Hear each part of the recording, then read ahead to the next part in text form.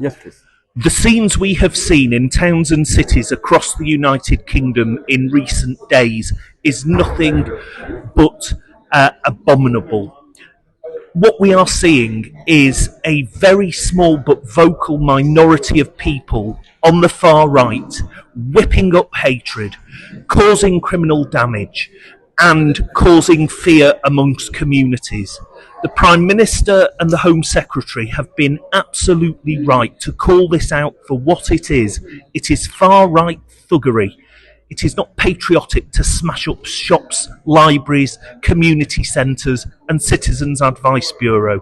It is not patriotic to target people because of the colour of their skin or because of their religion. It is not patriotic to cause mayhem and criminal damage on the streets.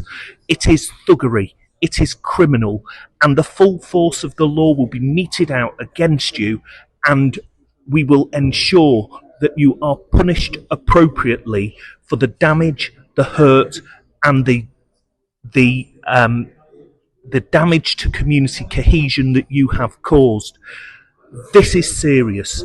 We need to bring communities together, and that is what I and my fellow MPs will seek to do in the weeks ahead. Thank you.